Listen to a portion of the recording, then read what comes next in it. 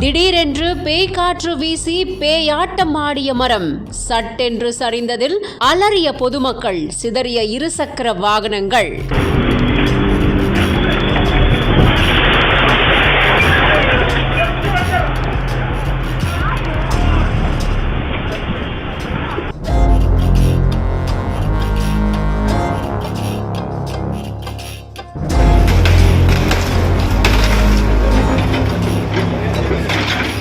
திருப்பத்தூர் மாவட்டம் ஆம்பூர் மற்றும் சுற்று வட்டார பகுதிகளில் தொடர்ந்து கோடை வெயில் வாட்டி வதச்சிட்டு இருக்கு.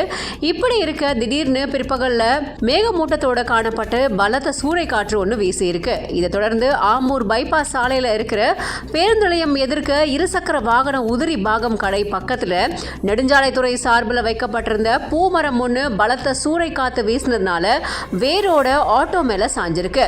இதுல இருசக்கர வாகனங்கள் மேல விழுந்ததுல இருசக்கர வாகனங்கள் சேதமடைஞ்சிருக்கு. அப்போ அங்கிருந்த பொதுமக்கள் மரம் விழுறதை பார்த்துட்டு திடீர்னு அங்கிருந்து ஓட்டம் பிடிச்சதுனால அதிர்ஷ்டவசமா யாருக்கும் எந்த காயமும் இல்லாம தப்பிச்சிருக்காங்க. இது மட்டும் இல்லாம இது சம்பந்தமான சிசிடிவி காட்சிகள் வெளியாகி பெரும் பரபரப்பை ஏற்படுத்திட்டு வர நிலையில சம்பவம் பத்தி தகவல் தெரிஞ்சுக்கிட்ட நெடுஞ்சாலைத்துறை மற்றும் ஆம்பூர் நகர காவல்துறையினர் சாலையில சாய்ந்திருந்த மரத்தை பார்த்துட்டு ஜேசிபி மூலமா இப்போ அதை அகற்றுற பணியில ஈடுபட்டிருக்காங்க.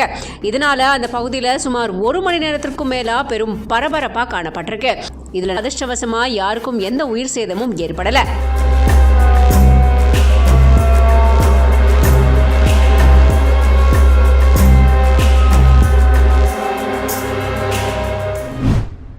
கொளுத்துற வெயிலுக்கு இடையே ஆலங்கட்டி மழை பெஞ்சா எப்படி இருக்கும்?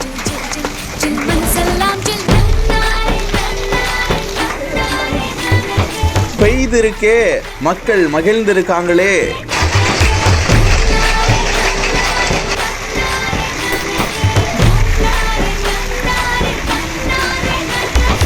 நம்ம வேலூர் மாவட்டம் குடியாத்தத்துல தான் ஆலங்கட்டி மழை பெய்து மக்களை மகிழ்வித்திருக்கிறது.